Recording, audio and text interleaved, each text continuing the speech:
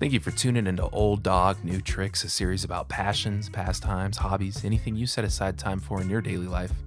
I'm Justin, the aforementioned Old Dog, and on today's episode, we are talking to an old friend of mine, very good friend of mine.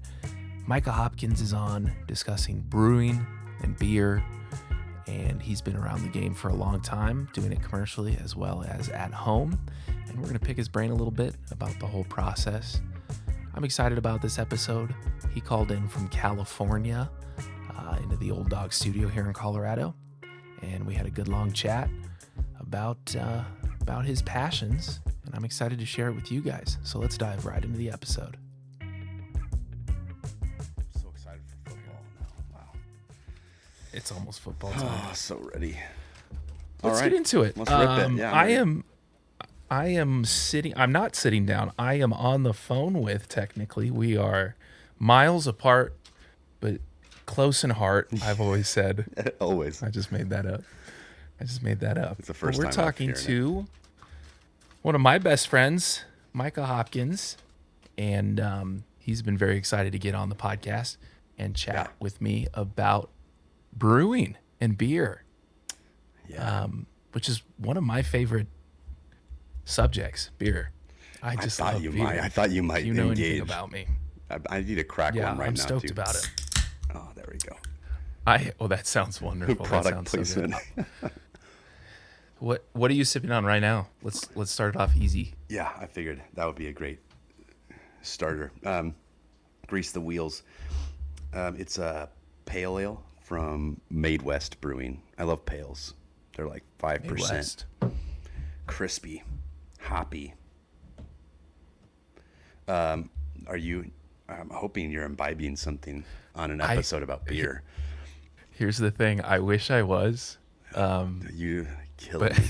this week my wife just went sober. So she's like, you have to help me out.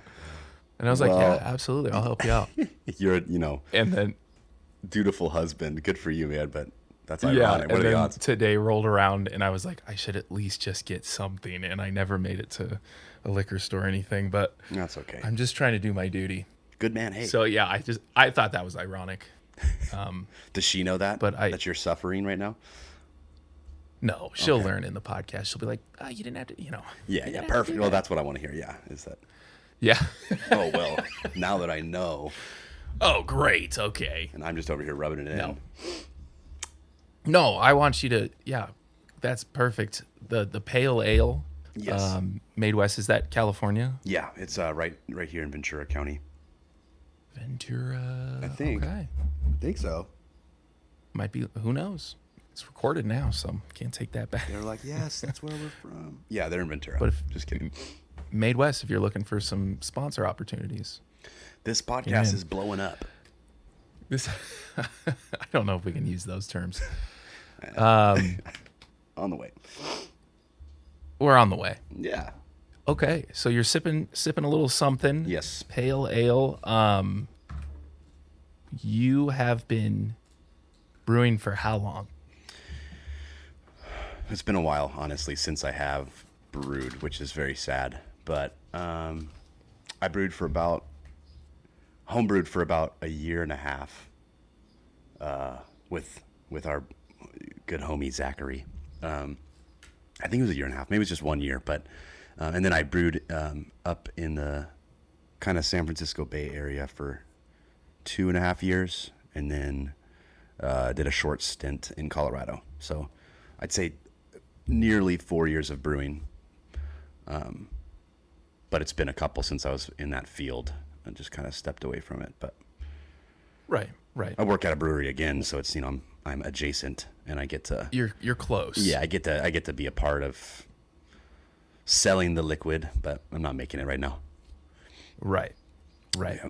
What drew you into the brewing, into the whole process? I mean, it started with a love of beer. I think I love all sorts of beverages, coffee, tea, wine, beer. I'm really just kind of engaged with food pairings and like putting tradition behind something that you do a lot. So like I got my sommelier a while ago and forgot all of it. But that taught me how to kind of engage with food and beverage, and then started brewing beer, and that kind of it brought me to this world of like beer kind of does something that I don't think wine can do, and that's just kind of like bring people together in any situation. It can be paired with food and be fancy, or you can pound a 6-pack and barbecue some meat or something, and I just was like, Right. I loved how many things I could drink beer while doing, and I was like, this is just such a great beverage. And that's why I like to keep it in the 5% range, because I'm like, I'm not trying to get hammered. I just really love that I can frisbee golf and you grab a couple cans and you and a homie split a good time. It's just a good partner to all these activities. And so I was like, well, I want to make my own. I want to be like contributing to this culture. I want to be like having my own liquid being had and being celebrated. Can't let everyone have all the fun, everyone else. So yeah, I guess it was why I brew is just because I love what it represents and how it tastes. Yeah. Yeah. Yeah. You just want to be involved there. Yeah. What's your favorite beer that you've brewed to date? Man, me and Zach made so many crazy beers back in the day. I wish I could say it was one of those, but those weren't that good. Yeah, I'm just remembering we put Just good memories, but terrible beer. yeah, actually one of the best ones he made. His recipe was a black pepper porter. That was actually pretty slapping. Oh. I was really skeptical. I'm not gonna lie, but Yeah. yeah, my favorite I made was in the Bay. Probably it's called Friday Afternoon. I think I gave you a can. I don't remember. It was forever ago. I believe I had a can of that. That is correct. It's unfortunately a hazy because that's what pays the bills. But I got to like choose all the grains and malt and hops and brew it myself, and so I feel like for a hazy, it kind of, at least I got to kind of shape it. And not that I hate hazies, but it's just kind of like, wow, you made a hazy and that's your favorite beer. Real original. Yeah. Yeah. And we'll get into that a little bit later. Sure, for sure. The epidemic, but No kidding. you mentioned earlier about pairings, and sommeliers they pair their wine with whatever food you're having. But what are some of your favorite pairings, beer wise, food wise? Give us some good recommendations. That's a great question, and it's so hard because when your palate is like, when you can palate pretty much everything, it almost opens up too much. So it's hard to like nail it down. But is there a better pairing than like an American light lager and pizza? Probably not. Oh, just the best. I mean, just the best. A craft light lager, like you're talking like craft Coors, not like Spring's light lager. You know what I'm talking? I know you love that. Oh yeah, that and I love a Spring. And a pizza is just sublime. I mean, and this is just, of course, this might be low hanging fruit, but like sauerkraut and a pretzel and like a German Helles would just change your life. Like a real German Hellesbach and a pretzel. Oh my god. Or sausage for sure. Like a nice fennel sausage. That would just rip. Yeah. You would be like, That sounds so good. and it's, again, that's a 4 to 4.5% beer that you can just keep going after, and it's so flavorful. You're just like, yeah, I'll have a lot of these.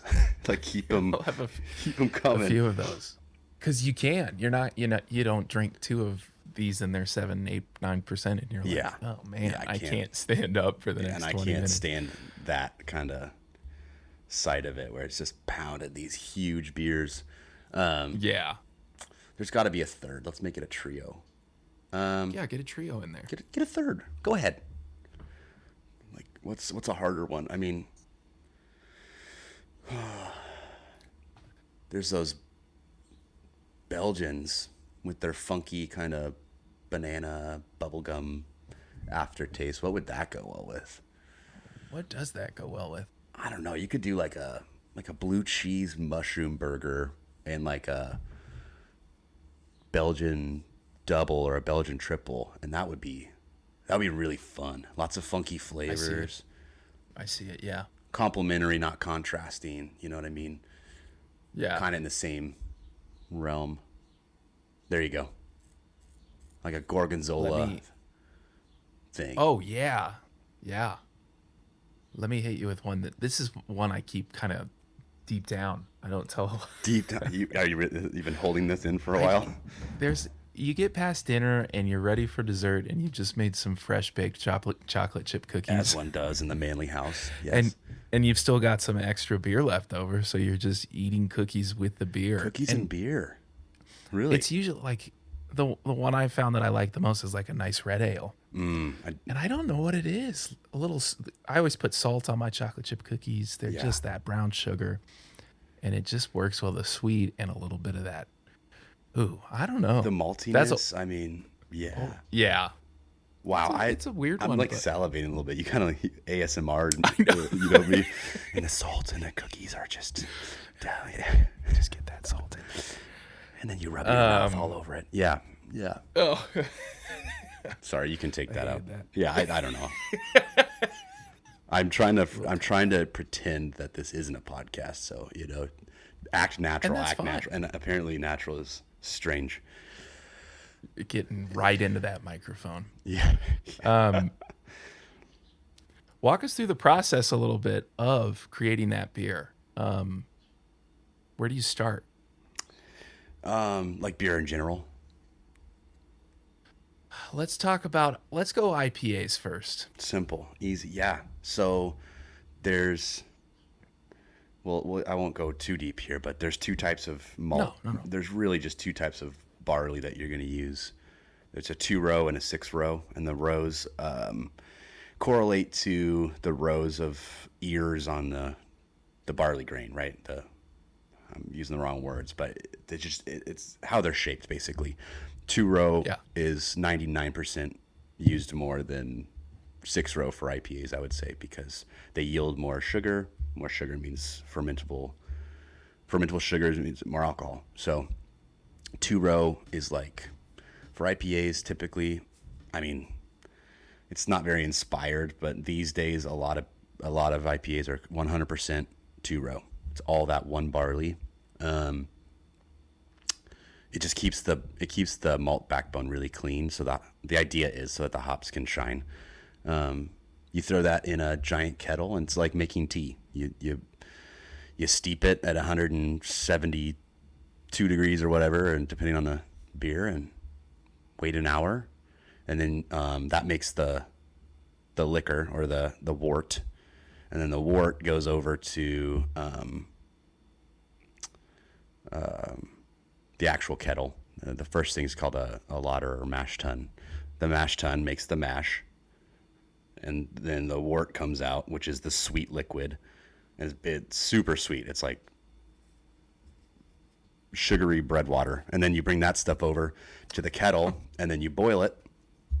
And the boiling is a really important part, but it gets kind of like science-y, but it basically helps everything break down or get rid of things that you need to get rid of. And certain malts need a longer boil because they are a little more volatile. So there's some science behind how long you boil it. And then boiling's typically when you add the hops, and hops are under higher temperatures are going to yield more of the bitter flavors. So a lot of those West Coast like bitter bombs, they throw in pounds and pounds of hops when it's at hotter temperature, and then that's where you get the really dank kind of like pithy flavors from. And then after you boil it, you whirlpool it so it kind of cools down. It's still moving. It's absorbing all that hop flavor. And then you, using a pump, you just pump it into a giant fermenter. And then you just kind of keep an eye on the levels, and then you hook up like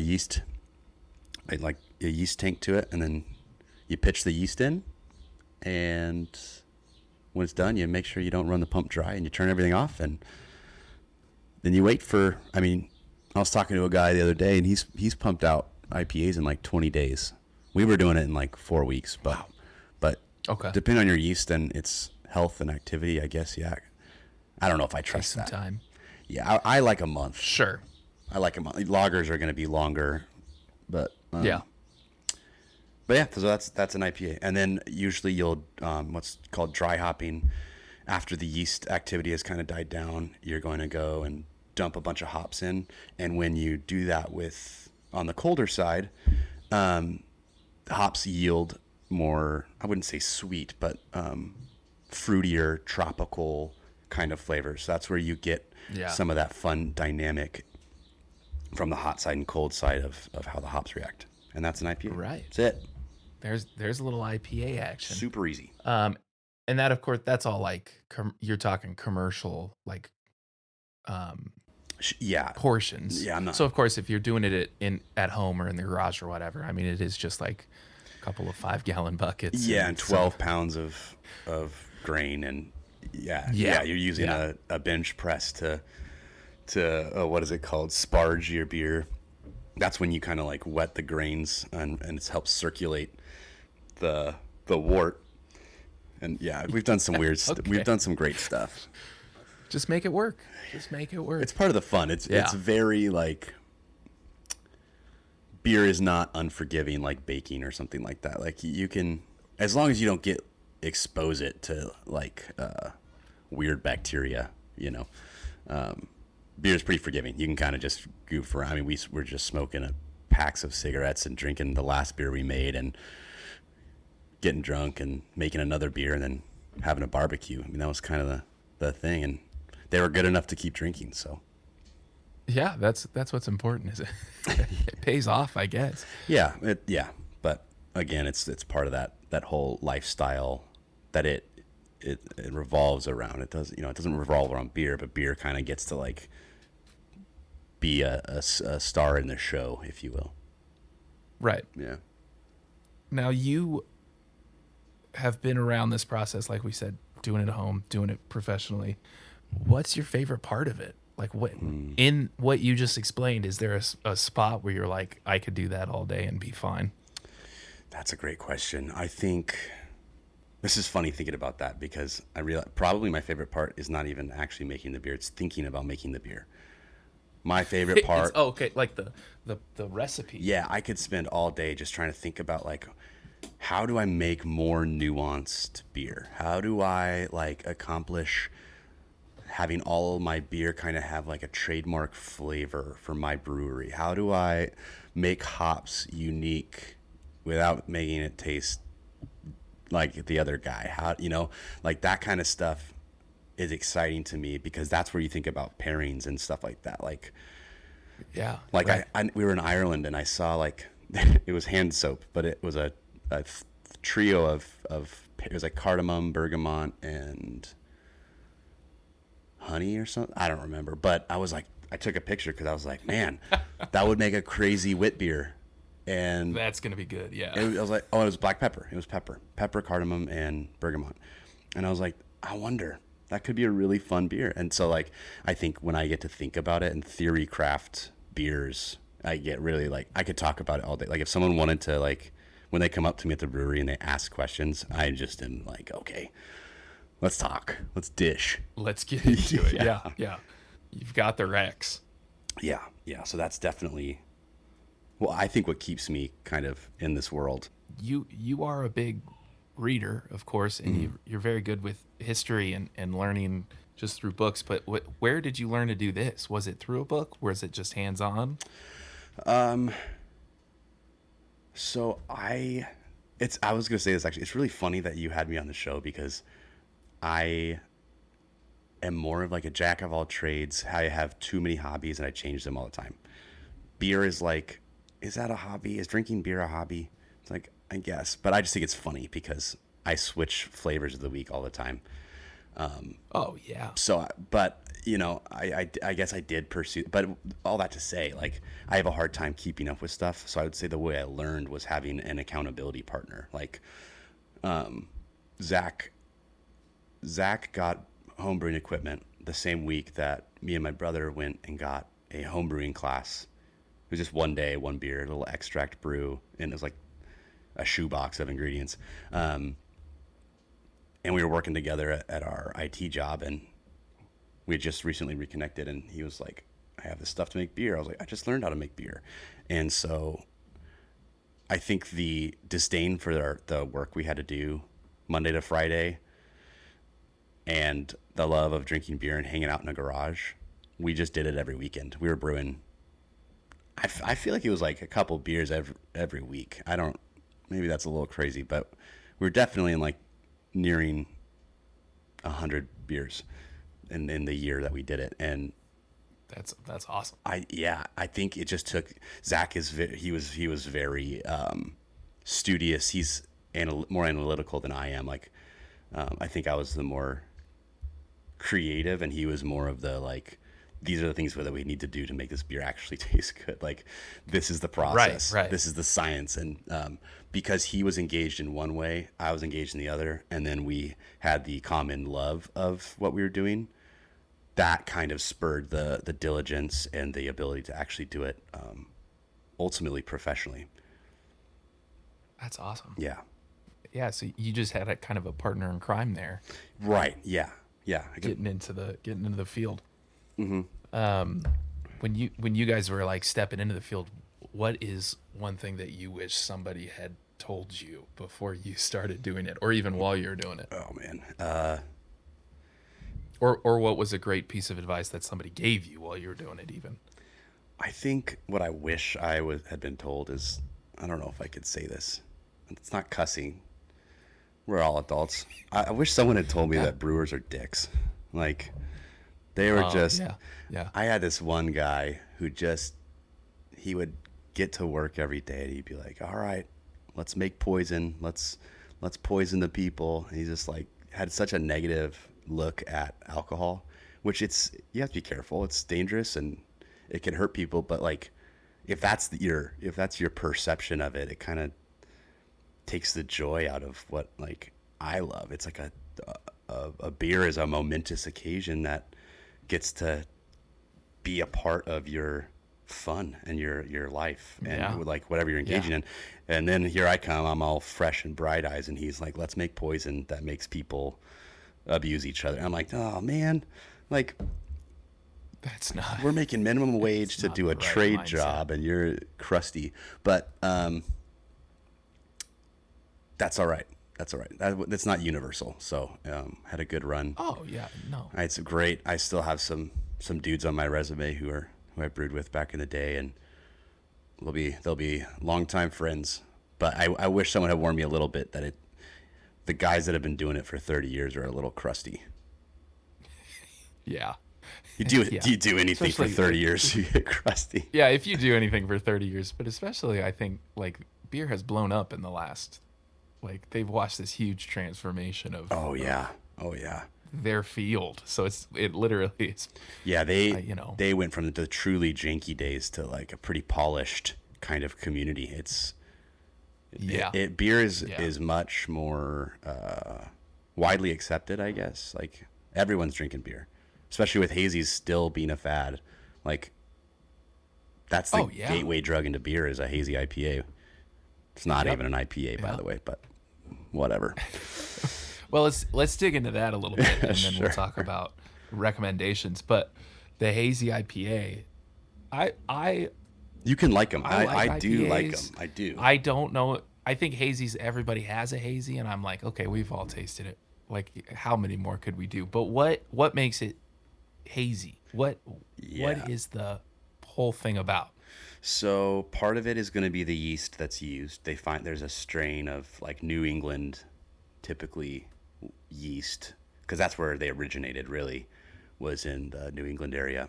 And I'm not gonna lie to you, there are some pretty bonkers good hazies from out of like Massachusetts and New York and Pennsylvania has some crazy ones. But so yeast basically helps in that area, and when you make a hazy, the grain that you use, it's the 2-row I talked about, but you're also using wheat and oats. And the wheat and oats just, I mean, if you've had another wheat beer, like I guess they still clarify those, so they do clear up. But wheat and oats contribute quite a bit of haze, and then also you just don't filter them. So Right. that way the color stays and all the sediment.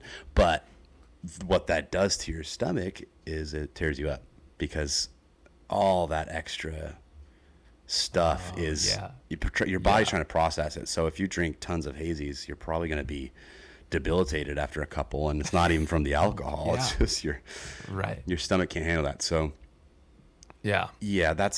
that's it. Is an unfiltered IPA. I remember those before, like hazies really got big. Are those the same thing then, or is it different processes? I don't know if that's some like marketing sort of thing, or there's a lot of names people just apply to beers to make it sound fancy that have no actual. There's no consequence to it. Like a double dry hopped means nothing, because say I do 60 pounds of dry hopping, is the double like 60 more? Is it a single ounce of hop? Like that would still be a double dry hop, but it's so unfiltered IPA. Sure, I mean it could be a hazy, but more than likely they just didn't have something to filter the beer, so they just called it that to be fancy. And they bottled it up, and they said this will be good. There's a little yeast cake at the bottom. Don't worry, it's good for you. You know, it's good. Yeah, it's like apple cider vinegar. You know. Yeah, something like that. Yeah. Probably. I mean, fermented stuff is good. Yeast is good for you. Yeah. Go eat some yeast. Yeah, sure.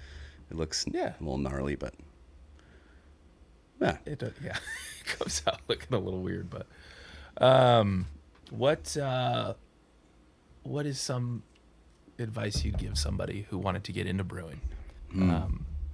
Where do you start? What do you need? Yeah, I would read some books. There's probably the Bible of brewing is Tasting Beer by Randy Mosher. That is everything from like a brief history on where beer started, kind of the roots, how it blew up, to like food pairings and like tasting beer and like Cicerone type stuff. That's like the beer sommelier. Right. Which that might be a little heady or technical, but it walks you through and gives you an understanding of why beer is what it is culturally. So, and that's what I care about. So having that background kind of lets you approach it easier, I think. Yeah. Because there's a lot to know. Yeah, absolutely. And then I would just go work at a brewery and tell your owner, like, hey, I'm interested. If you guys need help cleaning kegs or washing tanks or something, basically being a cellar person. If you applied anyways, that's where you would start. But if you just walk in and you're pouring beers, and then on the you come in for a couple hours during the week and just wash kegs a little bit, that's how I started. I didn't even say anything. One of my coworkers was like, hey, I know you homebrewed and I know that you want to brew beer. I told the owner for you that you'd like to do that, and he wants you and I to wash kegs together. And I was like, whoa. And then eventually I became an assistant brewer there, and then I applied for production brewer at another place and got it, and did that for a while. And I think just if you want to do it, you just have to tell somebody. I think it's let them know. Yeah, they're, for the most part, though they might be crusty old men for the most part, which let's get some girls in there, just saying. It's pretty male. It's a pretty male dominated field, which is, I'm a dude, so I can't really help that. But like, I'd like to see diversity, because creativity comes in from different people. We need different people shaking it up. Though my first head brewer was a girl. She was awesome. Oh, that's awesome. But yeah, I think you just tell somebody, get the word out. And for the most part, it's a pretty inclusive, despite the crustiness. Like, brewers want to geek about beer, and they want to share that with somebody, and they want, if you open yourself up and express interest, it's like, oh, I have finally someone I can endow with my infinite wisdom about beer. It's Yeah. so I don't think it's that hard. You just have to kind of get in there and work hard and express a desire to do it. So. And with home brewing, is there anything you recommend? Oh, I guess, yeah, I Besides, kind of like, went reading the straight book. to the commercial side. Sorry. Oh, no, I mean, that's perfectly fine too. I mean, I would say don't be afraid to just like use whatever you have on hand and be a little janky. It's kind of fun. Just be clean with your jank. Like, make sure you're using sanitizer, and because otherwise it gets vile fast. Like, it's pretty gnarly. But I would say just make it fun. Like, engage. Like, it's almost the same thing. Like, don't drink alone, don't brew alone. It's like, it's something that it carries with it so much more life and fun and value when you get to share it with somebody. I don't know if that's just my personality. I just like to share things with people. I like when I have a good moment, I want it to be in good company. And so I don't know if that's just me, but I would say, like, get a buddy, get a bucket, and crack some cold ones. Like, it's just, it's like, I'm getting obsessed with smoking meat. And yeah, right. and We've been talking about it's this the same recently. thing. It's just an excuse to drink beer and laugh. Like, Yeah. smoking meat takes so long and such little. I mean, there's definitely care, but like, there's so much time in between your care points. Yeah. That There's only so you're much just- hands-on. You're Yeah. just sitting by the pool drinking a beer where all your meat gets all ready. It's the same thing. You're just Right. stirring a pot of barley and drinking a beer so that you can do it again in 4 weeks with that beer. Yeah. It's like, but Right. I think a little philosophy here. I think that slow things like that, like, change the pace of your life and create peace and create like community and culture that's really valuable, because you're slowing down, you're doing something that requires care but not too much, so there's no anxiety, you're just chilling, and then you've got people to engage with that in, and suddenly that creates like true fellowship. And yeah, that's why I like making beer. But I think And that's it's a what- good thing. That's what you need in your passions, in your hobbies, is community. Yeah, otherwise, I mean, I'm an introvert, so I'm not harshing on anyone's vibes about like being alone, but like, there's so many things that are better when they're shared. That's all I'll say. Is like, Yeah. so many things are better when they're Absolutely. shared. Absolutely. Yeah, and that's all I want to do, is I want to share life and crack cold ones and laugh and introduce people to the same, Yeah. open up my home and Yeah. So I got to figure out how to do that for a living, but it is a hobby as it stands. And that's the dream, turning the hobby into a living. Like, that's Yeah, I sometimes. would like that. Yeah. I'm And that's- I'm gonna, once I get back, once I close the gap on these miles between us, I'm gonna harass you to do it. Yeah. I know. We gotta And I'm excited. smoke some meat and drink some beer and then sell it. Yeah. And then figure out a way to market it. Yeah. That's important. Yeah, but first we'll do it in the backyard, just every week, man, just living it up. That's the goal. And I will force you to be in community with me. You know I have the perfect backyard for that. You I love do. this backyard. I have a little backyard envy for sure. It's good stuff. And it's just gotten better over the years. So Yeah, you guys tend to do it really well. Maybe we can get a little barley patch growing out in the back, some hop vines going. that'll be nice.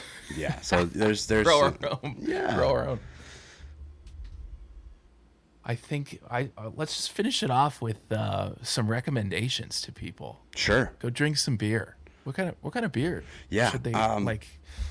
I think they're like hazy's a big thing. Let's just start there. What if you have a hazy IPA and you like that? What should they try next? That's a great question. I've done so much of the hazy in California.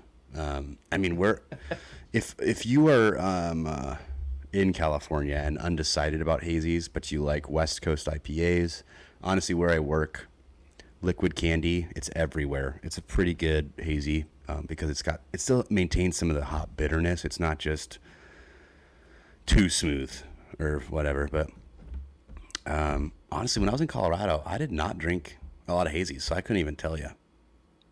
If you're out in Florida, Central Florida, you can get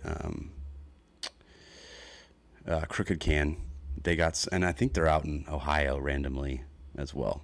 Whoa. But yeah, Crooked Can's great. Let's see, a mass marketed one that is really good is Toppling Goliath. They're Pseudo Sue. It's got like a T-Rex on it. Pseudo Sue is that. Whoa. That is a good hazy. And it's a pale ale, so it's 5.5%. If you can find that, like Total Wine, something, that's a good beer, dude. That.